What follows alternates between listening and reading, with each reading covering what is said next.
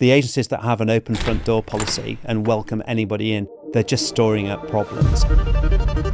I used to have a very strict criteria. My ideal customer profile, are they going to treat you as a supplier or a partner? If it was a supplier, they'd never get in through the door. This is Jonathan Leafe, founder, author, and one of the North's leading and most respected coaches for agency owners. You can more or less run a team of 3 or 4 or 5 people on the back of a fag packet. So you don't really have to know too much. It really gets serious when you get up to 10. Jonathan has guided more than 500 agencies through the chaos of growth, drawing on over 3 decades in the creative industry. He's seen it all, the wins, the wipeouts, and what separates the great from the forgotten. Relationships, isn't it? It's about building relationships. All to do with relationships. And the great thing is, that's the one thing that AI will not replace. I'm Nicola Sands, and in this episode, Jonathan Leafe reveals the hard truths and hidden lessons every agency owner needs to hear. If you run or dream of running an agency, this is one conversation you can't afford to miss. Hi all, just before we start, I've got a very quick favour to ask. If you do enjoy this episode and the content on this channel, please could you hit the subscribe button? It really helps us to grow, to keep the conversations going, and we want to make this podcast better and better as we go along. Let's dive in. Jonathan, welcome to the podcast. It's a delight to be here. Can we go back to the very beginning and how you got into agency life in the first place? Do you want the short story or the slightly longer story? I'm going to give you the longer story. Yeah. Well, I left school when I was 16. I went to a very academic school, but sadly, I wasn't very academic. The irony of the whole thing is I'm actually now a governor at that school. That I asked them not to check the records. Gone full circle. Gone full circle, exactly. So I left school and very quickly I was in sort of like Hull's top local band, as it was then, music band. So for the next 4 years, I ended up touring the UK and Europe as a guitarist in this pop band, Wow. playing to 500 people, sometimes 3,000 people. I think we even played up to 6,000 in like an 80s revival type concept. But that got me really interested in the promotion. But I didn't get into advertising straight away because I actually got a job in Spain. So I actually went to Valencia to learn Spanish and then got offered a job as a marketing manager at a hotel in southern Spain. So I ended up spending 4 years in Spain. But one day I went to our printers in La Linea, just near Gibraltar. And in the corner of their studio was this little blinking thing. This was 1988, and it was an Apple Mac computer. Now, I'd never seen one before. And this guy had a small screen and he was moving type around and designing things right in front of the thought, I could do that. So a year later, when I came back to England, I set up a design agency, just using Apple Mac equipment. And that was really early. I mean, I had, to frame it better, I had 4 megabytes of RAM and a 40 megabyte hard drive. That was it. And by the way, as I unboxed this computer, it was the first computer I'd ever touched. So did your band members get you doing all their publicity? Yes, then? I did it. Yeah, well, I took it over because, I was the only one who was that way inclined. So I just did it. Yeah. But I didn't have to ask. Yeah. So how did you go from being in the band to starting an agency? I mean, why would you want to leave such a glamorous lifestyle touring? Well, the band sort of came to a natural conclusion. We realised, apart from maybe one of us, that we were very, very average, even though we'd had a great time, and it'd been really good. We'd done records, we'd been on TV, and we'd done sort of like the original sort of Battle of the Bands, precursor to X Factor, I guess, at Hammersmith Odeon, in front of the BBC cameras, 3,500 people there. And that was really nerve-wracking. But so we managed to do all of that sort of work. What an amazing experience. Yeah, it was a great experience. Yeah. But I was terrified, So I think I still am terrified when I go on stage. But so I think that sort of gave, interestingly enough, I think working in that type of environment, you learn a lot of things that you don't realise you're learning. For example, you really have to rely on everybody in the band. You've got to know your job. You rely on them knowing their job, and you turn up and you do your very, very best performance.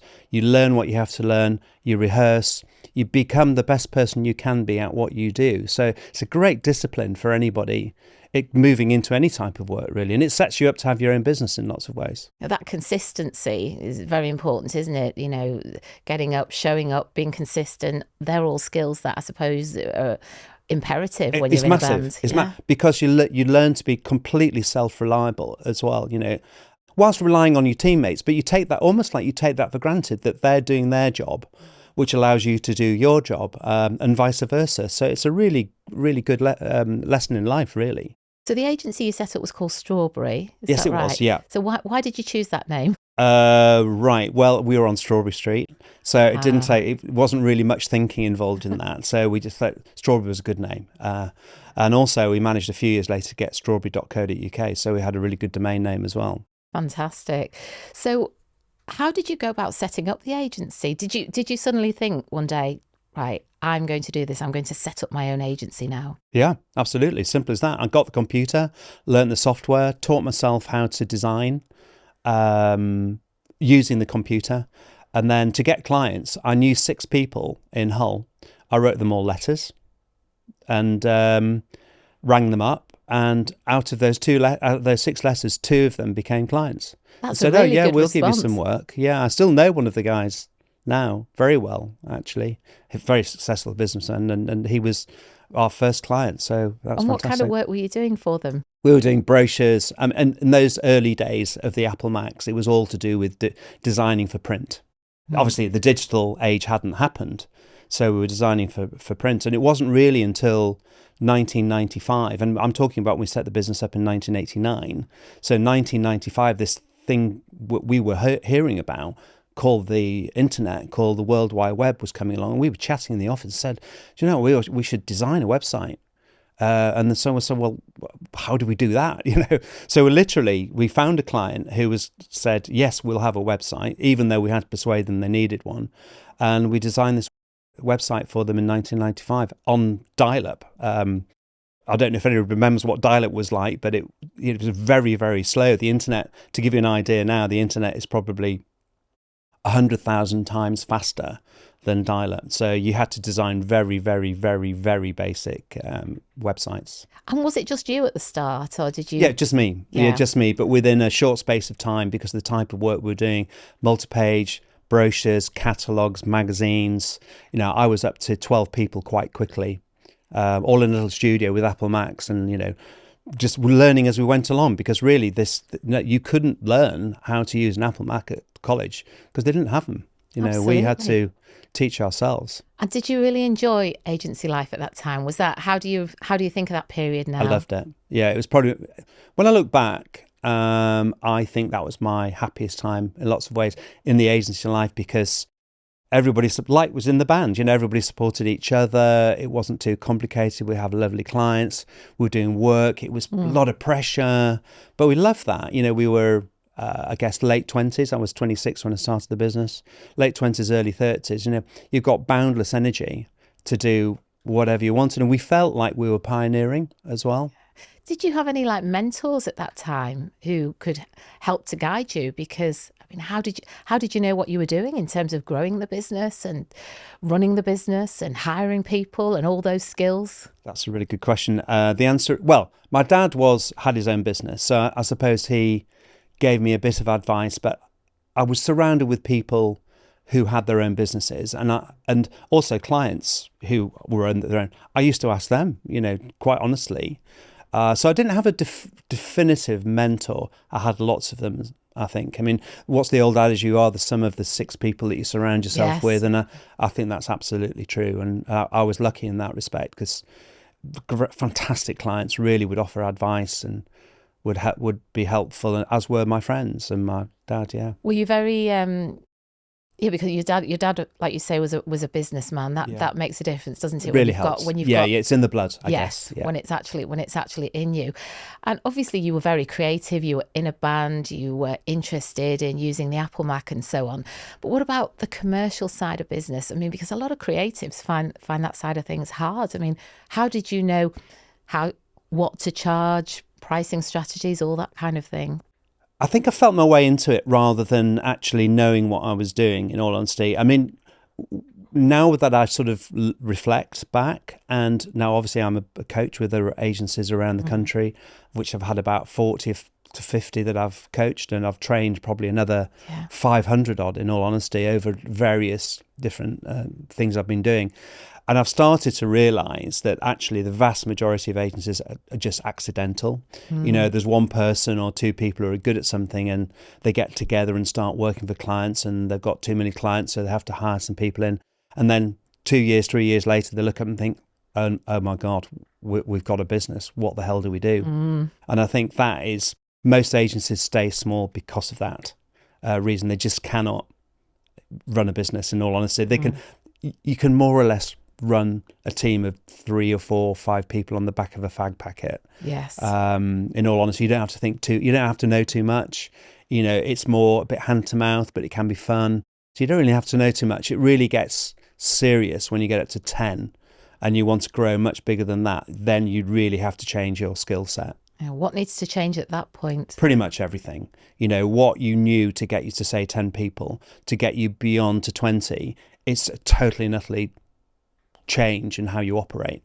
You need to have systems, processes, HR, team leaders, structure. You need to understand pricing, marketing, bringing the clients in, retaining those clients. There's all sorts of things that you need to know that you just can't make up anymore. You've got to have a plan. And really, to go from 10 to 20 people, I like to call it like crossing the desert, because it really is that hard. You know, you've got to go completely back to basics. And what the business looks like when you get to 20 has nothing in common with the business when you had 10 people, for example. Do you think it's hard? Absolutely. I mean, you decided with your agency that you wanted to exit ultimately. Is that right? Did you want to create a big agency, or how big did your agency get? Well, when I left the agency, there was 40 in the team, and equivalent turnover about 3 million.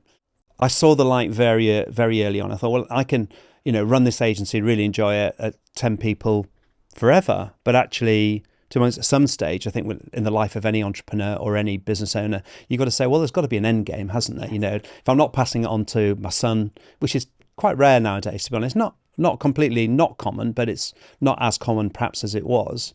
At some stage, you've got to say, well, my sell-by date is going to come up. So actually, how do I exit this business whilst passing on a legacy? So I focused on that and devised a plan to do that.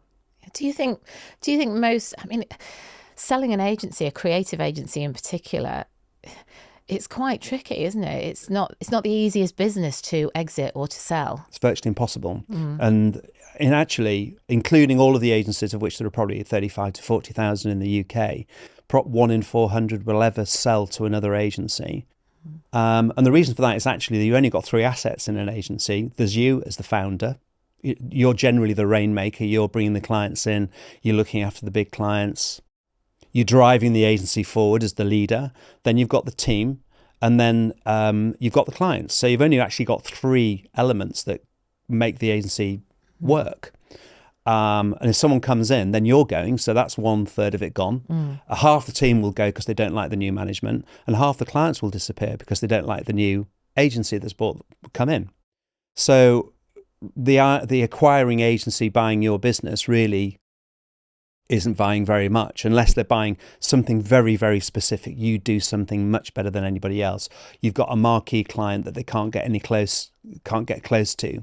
So there might be other reasons, but generally, for financial reasons, other agencies will not acquire you unless you demonstrate certain things. And those certain things are out of the grasp of the vast majority of agencies, a turnover of 5 million with a net profit guaranteed of 1 million, et cetera, et cetera. And that is out of the reach of the vast majority of agencies, in all honesty.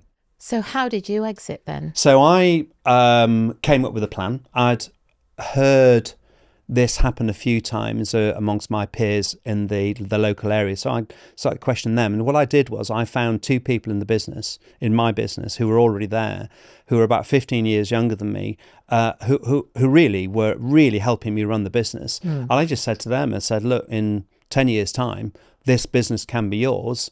This is what we have to do to move towards it. And that's exactly what we did. And 10 years later, actually it was 9 years later, they actually bought me out. So it was planned. That's amazing Yeah. to have that foresight, because, I mean, would you agree, most people, they might think 3 years ahead, 4 years ahead. Yeah, I mean, that was probably extreme. I think you could probably do it in 5 years, but I think the longer runway you have, the easier it is to get to. And I was very fixed on the year. I wanted to like be 55 or under, and actually managed it when I was 54. So I wanted that to happen. So it gave me enough time with my life to sort of have a third, if you like, sunset career, if you like. And I've got that. What do you mean sunset, Jonathan? You're in your prime. Well, crikey almighty. Yeah, thanks for that. I'd say you're in the fire chapter. Yeah. Because all the experience that you've had is now going into this next chapter, and you decided you wanted to work with agencies, didn't you? Yeah, I'm staying in my lane, if you like. So yeah, I know the creative industry. Any agencies, they could be creative, marketing, digital, design, anything that's sort of like an agency base that's selling services to clients. Then I can help them. Because I know, I don't know everything, but I've had nearly 30 years experience in that. And I've seen the ups and downs. I've built an agent, exited the agency. I've changed the agency from being Apple Macs through building websites, through pivoting to like doing really large e-commerce sites. So we've changed on a regular basis, just because you have to, and if you're an agency, because the world moves pretty quickly, and agencies are sort of part of that, the tip of the sword, if you like, of technology. Absolutely. And the government has identified creative businesses as being, very fast growth, and are investing quite a lot of money in creative agencies. So they should, yeah, absolutely, because it's a really good business. I mean, there's millions of people involved in not just the agency, but in the creative sector doing certain things. And whilst it's not necessarily, you don't necessarily get big marquee companies out of it, because that's quite hard to sustain. Yeah. But there are a lot of businesses, as I alluded to earlier, 40,000 agencies, marketing agencies, digital agencies in the UK. That's a big, lots of people working in the sector, and it contributes a lot to the success of other businesses too. Absolutely. It really helps to kind of supercharge their content and their messaging and what they do. What do creative businesses or agencies, when they come to you, Jonathan, what is the most common thing that they're struggling with? Understanding the business part of it. Yeah. So most agency owners, I alluded to, they're good at something, but they're not good at business. Fortunately, I just happen to be really interested in the business side, the financial side. I'm really good with numbers. I understand strategy, structure, how to design a business that's got longevity. Most agencies, they do work and they look up and think, Christ, where's the next contract coming from? I try and exactly. So I try and coach a system which is sustainable. Because I'm impressed by businesses that have been going for 5, 10, 15 years.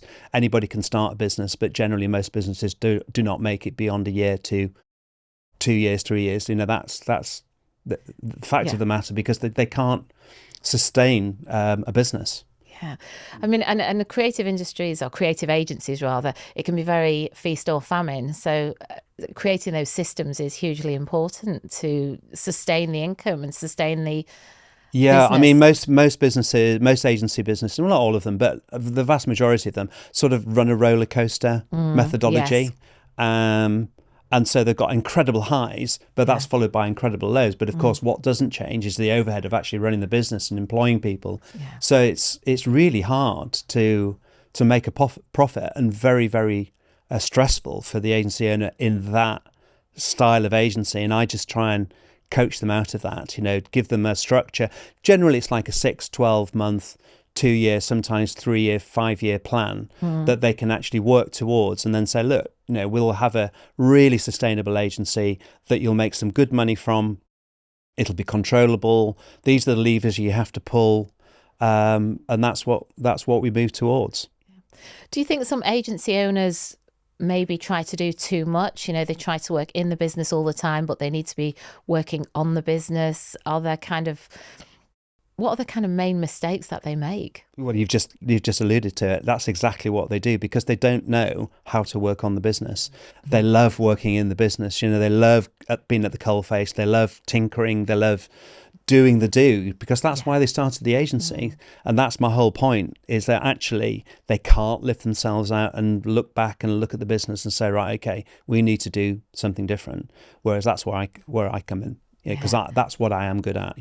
I could stand back from the business and say, right, if we do that, these are the levers we have to pull to get to our next phase of development. Yeah, it's very rewarding running a creative industry, a creative business. It really is. I mean, I love running our agency, but it can also be very stressful at times, and burnout's always a risk as well. I mean, are you talking about having clients? Having clients, yes.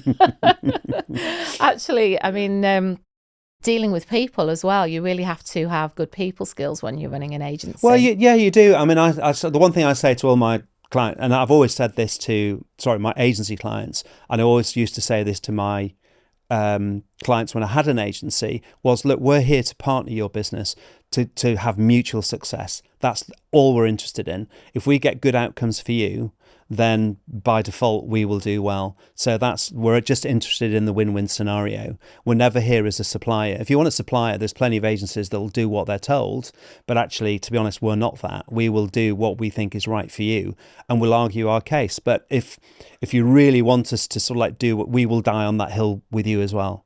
So we are very loyal to our clients. I'm very loyal to my clients as well. I think when agency owners want to grow their business, it's very tempting just to take on any work that comes in. Is that a good strategy? No, it's the biggest mistake you could ever make, because the agencies that have an open front door policy and welcome anybody in, they're just storing up problems. I used to have a very strict criteria, my ideal customer profile. And the number one was, I've just said, is that are they going to treat you as a supplier or a partner? If it was a supplier, they'd never get in through the door. And also the other major one for me was, how long are they going to be around? I wanted a client that I could be working with for a year, for 5 years, for 10 years. We had clients that were with us for 15 years plus. Amazing. That's what I wanted, to grow with them. Relationships, isn't it? It's about building relationships. All to do with relationships. And the great thing is, I mean, I'm sure we're going to touch on AI, but that's the one thing that AI will not replace, is the deep relationships that you can form with your clients. AI cannot replicate that. And that's where the magic happens. It really, really does, because what we do as agencies will change, but the relationship will not change. So that's where you need to invest your efforts. Would you say being humanity is going to be more valuable in the age of AI? Yeah, I mean, it's good. I was having this conversation with someone last night, actually, along those she's a very, very talented agency owner. She just happens to be one of my great friends too. And she was saying exactly the same thing. He said, actually, what we're doubling down on is doing the stuff that AI simply will not touch, that unique human thought, that because AI by its pure nature is going to be ubiquitous, homogenous, because it's learning from stuff that's already happened. So it's actually just regurgitating stuff that it's learned from in the past. It can't actually put together a new thought by default, whereas a human can. So yeah, creativity and relationships is where the magic will always stay. Yeah, and companies that will show their face, and business owners, our clients who are willing to show up on camera and across social media, that really helps them to position themselves as industry leaders and so on. And I think that's so much more important now than ever before. You can't really hide behind a logo anymore. No, I'm not sure you ever could, actually. I think all right, we're talking about smaller businesses here, I guess, but if you talk about big brands, obviously their advertising budget is so enormous, and they've probably been going for 20 years plus, most of them. So you put those aside, but if you're talking about the majority of businesses, you're absolutely, it's personality, it's attentiveness. It's almost like, again, another client of mine, he's got his strategy now. I said, we don't behave like a 5-star hotel, we behave like a 7-star hotel. We take they're not a hotel, by the way, they're an e-commerce agency, but that's his default position. Whatever we do, we just do 2 stars better than everybody else. And they notice it, because we think of stuff before our clients even remotely come across it. So we're bringing new ideas and new thoughts to our clients before it's even been imagined. That's really interesting. I remember somebody saying to me once, actually, you only have to put in 5% more effort than everybody else to stand out a county mile. And I think that's true. Of course it's true. But imagine putting 10% more effort in. Yeah. Then you are suddenly like a superstar. Absolutely. But the trouble with agencies, a lot of agencies, because they're such people pleasers, they really are. They'll treat someone who's spending £10 exactly the same as someone who's spending £100,000. They don't differentiate. And I always say, well, the prime example is, how much does it cost to fly to Hong Kong tomorrow? Yeah. And the answer is anywhere between £250 and £250,000. Yes. £250 will get you there in 48 hours via 10 different airports. Yeah. Your economy will be £1,000. Your premium economy will be £2,000. Club class will be 5,000, business first class will be £10,000, and a private jet will be £250,000. So there's different ways of doing it. You've got to treat everybody differently. And do you think agencies need to be very clear about their specific market segment rather than trying to serve everybody? Or do you think they should try and develop an offer for everybody? No, I think you've got to stay in your lane. If you really want to be successful, you've got to do one of two things. You've either got to know your industry and stay in that, or you've got to know exactly what you do really, really well and stay in that. Of course, you will have clients either side of that, but that's just your positioning. So if you get your positioning clear, you will. That's your sort of like your target. Yes. That's your bullseye. But you can still sort of like hit outside the bullseye, and they're perfectly good clients. But as long as you know your bullseye, you'll get more in that area. Let's talk a little bit about your book, Jonathan, because you've written a book. We've put the link in the description. I'm an agency owner, get me out of here. I don't know when you had time to write that because you're so busy. Well, it was a bit of a lockdown project. I always wanted to do it, and I had started writing lots of thoughts down because it helped me with my coaching, really. And then I thought, well, I've got some time now because, I wasn't visiting people, so I had a lot more time at home. And I just started writing. Well, it was a working title, and it just stuck. It was a bit of a tongue in cheek, really, because I think, to be honest, a lot of agency owners think that a lot of the time, because when your back's against the wall and you're running, you're walking uphill into a snowstorm, and it's not very nice. You feel like, oh, just please, can you get me out of here? It's not for the faint-hearted, is it? But when it's so rewarding and such fun, and it's absolutely brilliant. But it's tough at times, so you have to really want to do it. I think having your own business, really, that's the same. Anybody who's got their own business will feel exactly the same sort of things. There are different challenges being an agency that there are, say, making widgets. Some factories, what they produce something which actually doesn't change much over time. They might develop it slightly, but agencies, you literally, again, we are in a scenario where in 2 or 3 years' time, we might be doing something totally different and unimagined. Absolutely. It's changing so fast. Exactly. But you've put so much value into your book. Thank you. What was it? What were the key things you wanted to get in there? Was it literally all your knowledge, or my philosophy? I think if you've read it, you'll know that a lot of philosophy comes through. This is my sort of not secret sauce, but if you like, this is my. I'm going to say it's my secret sauce to building a strong agency. I couldn't believe you literally have given away everything, even spreadsheets and how you did things. I mean, it's fantastic value.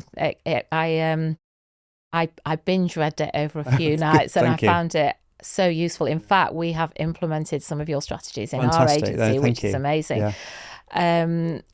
And was this your first book? Yes, it was. Yeah. Any plans to write another one? No. The thing is, writing a book is actually quite easy. It's the editing which is really hard because you start to procrastinate. I probably got rid of maybe 40% of the first draft, just thinking, well, I don't think that's very good. And then you think, well, I should write some more about this. And you've got to stop sometime. You've got to draw a line and say, right, okay, that's it. I'm done. I've edited it. I'm happy. Well, you're never happy, and then you publish it, and then that's it.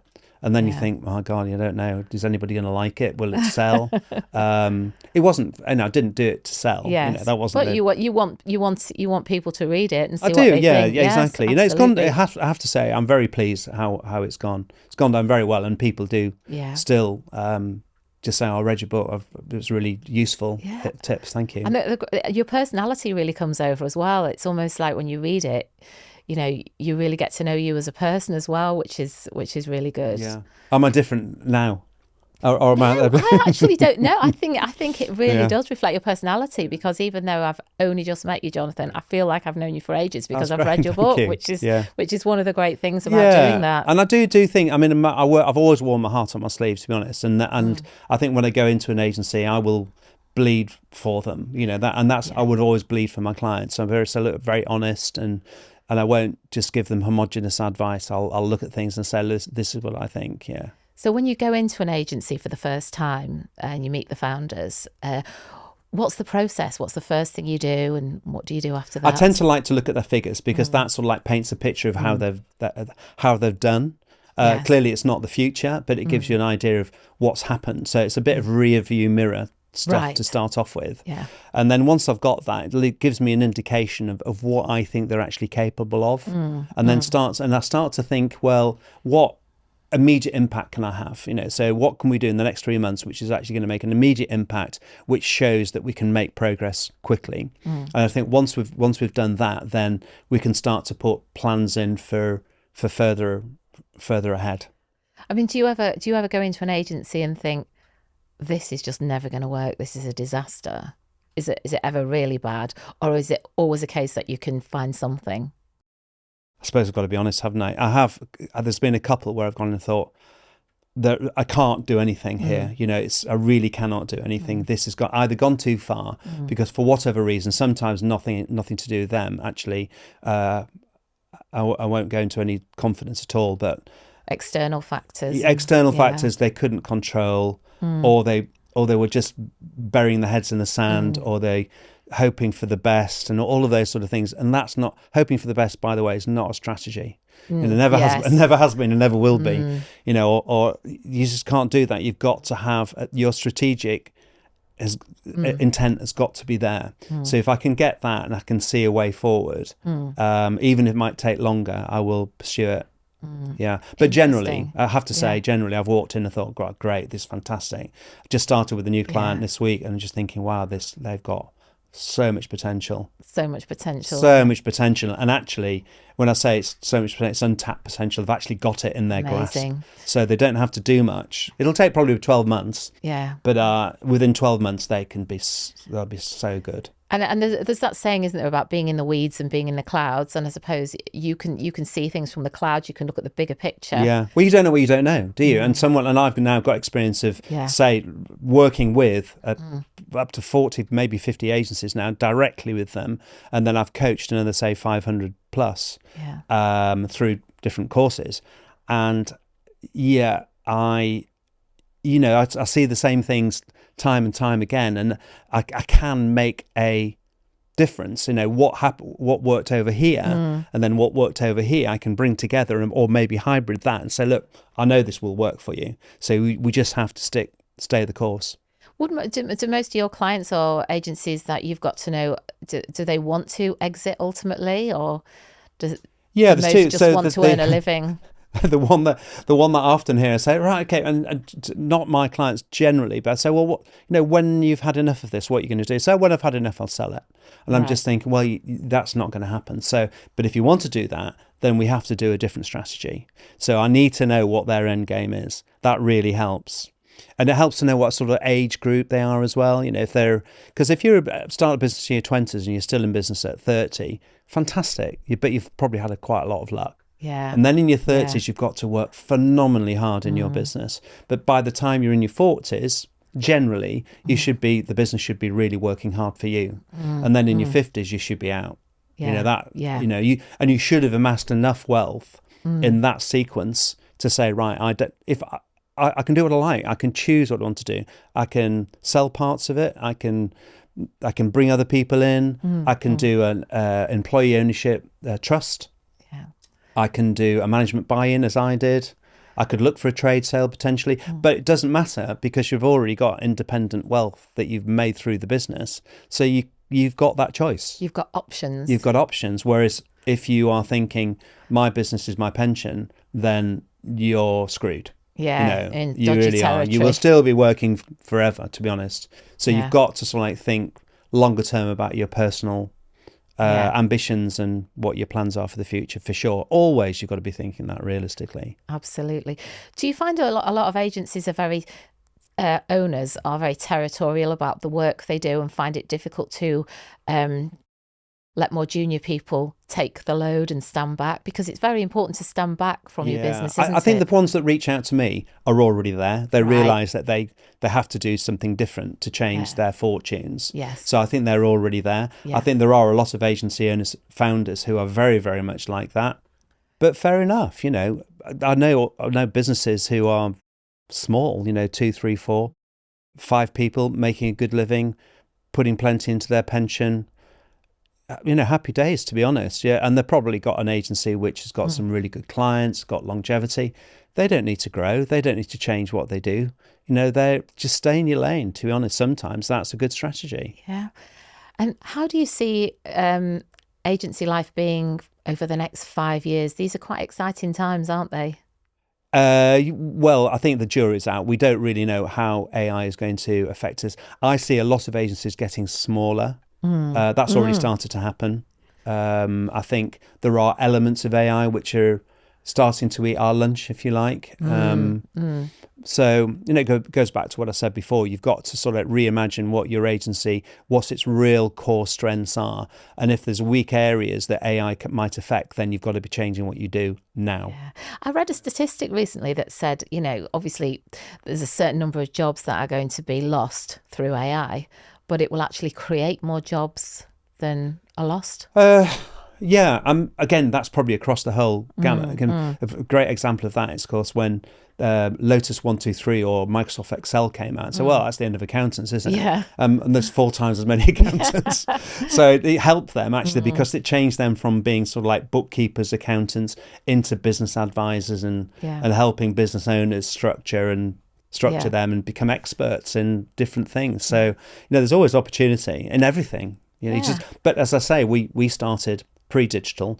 When I finished with Strawberry Journey 8 years ago, we were really heavy into e-commerce. I had 12 developers, 10 marketers, 10 creatives, etc. Wow. All doing that sort of stuff. And who would have imagined e-commerce didn't exist when I started the business? So you've got to change what you do to suit the times as they are then. Was it John Lennon who said life's what happens when you're busy making plans? Yeah, probably. Yes, absolutely. It can be a bit like that, can't it? Yeah, but I mean, I was one of the great thing about Strawberry is that I felt that we always looked 2 years, 3 years down the line, what was coming down the line. There might be faint signals, but that nevertheless they are coming down the line towards you. So if you can identify those early and prepare your business for those challenges, then you've already better than everyone else. Yeah. And I think Strawberry did that time and time again. Yeah, that's so important, isn't it? Being able to have that vision and to look and see what's coming down the line. And do you think it's very important to stay educated, watch podcasts, read documents, stay educated, have the conversations about what's happening? 100%. Not get set in your ways. No. If you're an agency and you're set in your ways, you won't survive. And I don't think agency owners are like that. I mean, you might get away with it if you're like a 2 or 3 man band just working with a very traditional industry. But if you've got ambitions to be a bit bigger or do different things and go with the times, then you absolutely. I mean, I certainly read probably an hour, maybe 2 hours a day, watching podcasts, flitting around, TikTok, Insta, all the different things. And there's some brilliant agency advisors out there as well. Yeah, incredible. So I sort of like follow all of them. I know a lot of them personally. Just think, if I'm half as good as you, that's amazing. Yeah, I mean, that's the great thing about the kind of digital landscape, having access to that kind of advice online is incredible. Oh, and some of the stuff they're coming out with is just absolutely fantastic stuff, And they've been there, done it, got the T-shirt, and they really know what they're talking about. Yeah. So I listen to all of them. Yeah. Always getting nuggets of information from them. Yeah, absolutely. I do too. I've become a bit of a business geek, actually. In fact, that's how I found you, isn't it? Yeah, it is. Yeah. Online. I thought some of the things that you were saying online were absolutely amazing, so inspiring. But what are your plans for the future, Jonathan? Have you got what are your personal ambitions for the next few years? I think realistically, I'm starting to move towards where I'm more of a non-exec than a coach or mentor or a consultant. I think I've started to move towards that direction already, where I'm, because of my governance that I've done in a independent school in Hull. I feel that I've really honed my skills around that.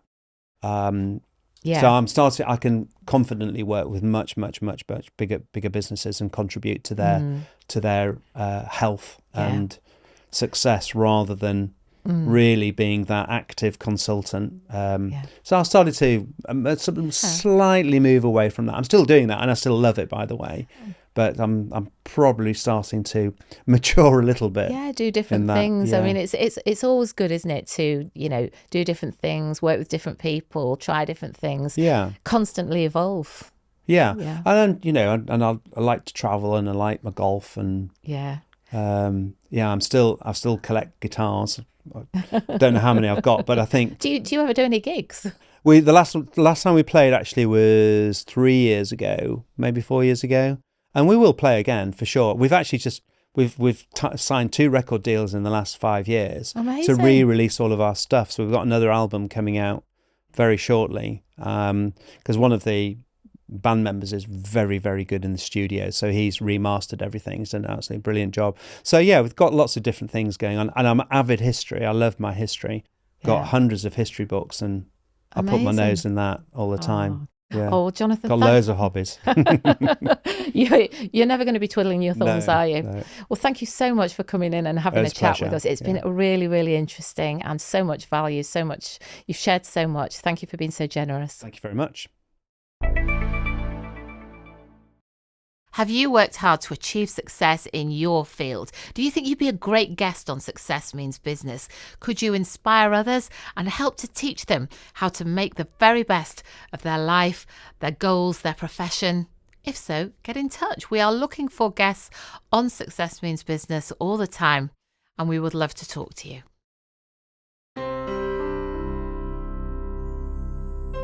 Success Means Business is brought to you by Applehead Media.